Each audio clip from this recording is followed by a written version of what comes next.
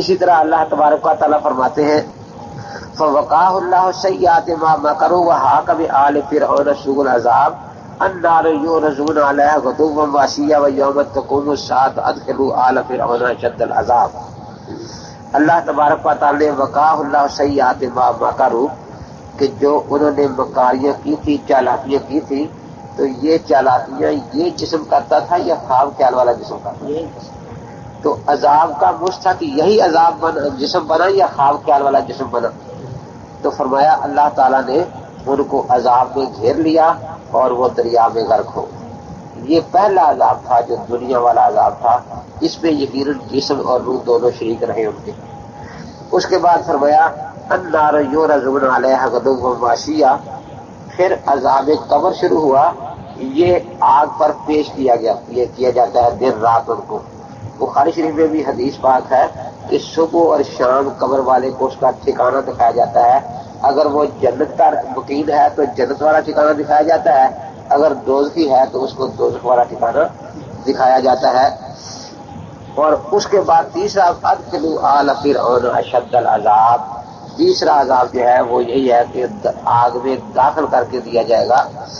دوسرے دفعہ مما خطیئاتہم اغرقوا فادخلوا نارا فلم یجدوا من دون اللہ انصارا، کہ اللہ تبارک و تعالیٰ فرماتے ہیں کہ قوم نوح علیہ السلام نے جو گناہ کیے تھے، ان گناہوں کی وجہ سے ان کو غرق کر دیا گیا۔ اس غرق میں یقیناً روح اور جسم دونوں متاثر ہیں۔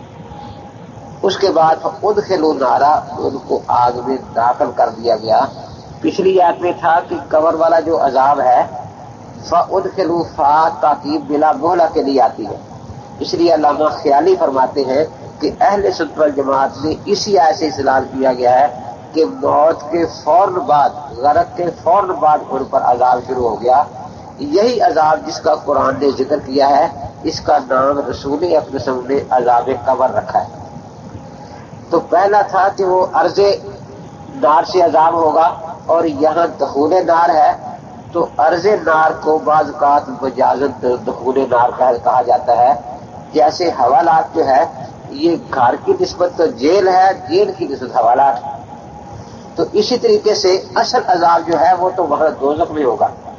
تو اس لیے یہ اللہ تبارک و تعالی نے یہ فرمایا وَلَا تَرَىٰ إِذْ يَتَوَفَّى الَّذِينَ كَفَرُوا الْمَلَائِكَةُ يَضْرِبُونَ وُجُوهَهُمْ وَأَدْبَارَهُمْ وَذُوقُوا عَذَابَ الْحَرِيقِ ذَٰلِكُم مَّا قَدَّمَتْ أَيْدِيكُمْ وَأَنَّ اللَّهَ لَيْسَ بِظَلَّامٍ لِّلْعَبِيدِ۔ تو یہاں جو میں نے پہلے عرض کیا کہ عذاب ضروری نہیں کہ قبر میں رکھنے کے بعد شروع ہو، عذاب تو وہی جب اس کی روح قبض ہو رہی ہے۔ فرمایا کہ فرشتے یضربون وجوہہم، ان کے چہروں پر مار رہے ہیں، ادبارہم، ان کی دبروں پر مار رہے ہیں، وذوقوا عذاب الحریق، اور کہتے ہیں کہ اب اس آگ کا عذاب چکھو، ذالک بما قدمت ایدیکم، اور یہ عذاب انہی کرتوتوں کا بدلہ ہے جو تمہارے ہاتھوں نے آگے بھیجے۔ تو یہ اس اسم کے ہاتھوں نے آگے بھیجا تھا یا جسم مثالی کے ہاتھوں نے آگے بھیجا تھا؟ تو جب انہی ہاتھوں کی کرتوتوں کا بدلہ ہے تو یہی جسم اس میں شریک ہے۔ فرمایا کہ اللہ تعالیٰ کسی پر ظلم نہیں کرتے، جو کچھ اس نے کیا ہے اسی کا اللہ تبارک و تعالیٰ اس کو بدلہ عطا فرماتے ہیں۔ فَإِذَا عَلِمَ مِنْ آيَاتِنَا شَيْئًا اتَّخَذَهُ هُزُوًا أُولَٰئِكَ لَهُمْ عَذَابٌ مُّهِينٌ مِّن وَرَائِهِمْ جَهَنَّمُ لَا يُغْنِي عَنْهُم مَّا كَسَبُوا شَيْئًا وَلَا مَا اتَّخَذُوا مِن دُونِ اللَّهِ أَوْلِيَاءَ وَلَهُمْ عَذَابٌ عَظِيمٌ۔ اس میں بھی ایک عذاب مہین کا ذکر عذاب عظیم سے پہلے آ گیا کہ وہ شخص جو اللہ تعالیٰ کی آیات کا مذاق اڑاتا تھا، اللہ تبارک و تعالیٰ کی آیات کا مذاق یہی جسم اڑاتا تھا، خواب خیال والا جسم نہیں اڑاتا تھا۔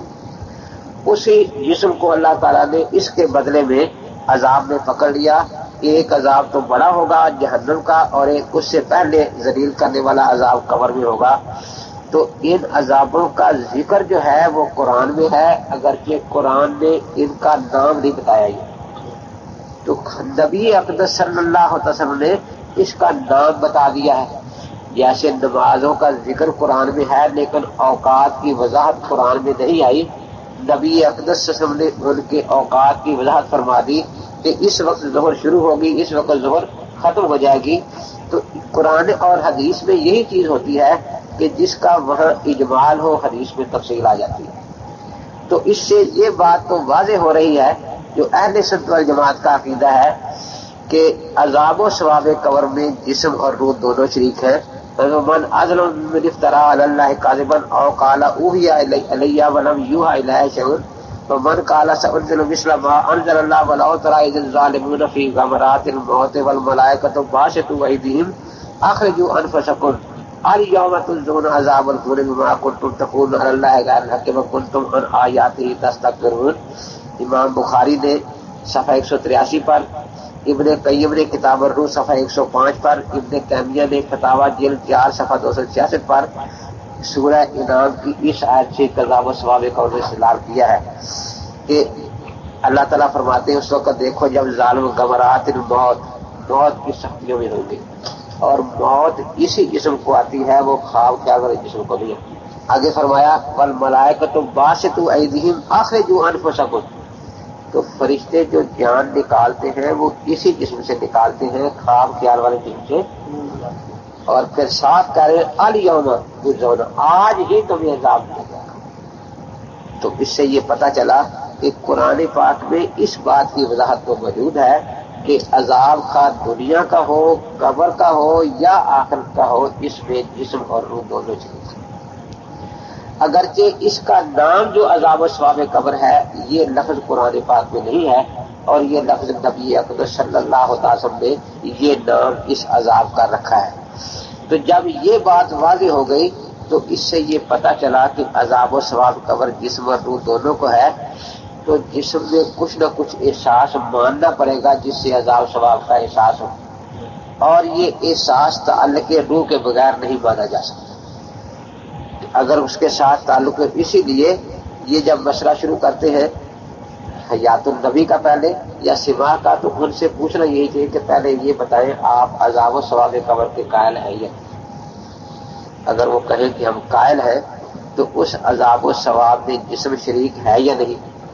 اگر وہ کہتے ہیں کہ جسم شریک ہے تو جسم کو جو احساس عذاب و ثواب کا ہوگا وہ بغیر تعلق روح کے ہوگا یا روح کے تعلق سے ہوگا.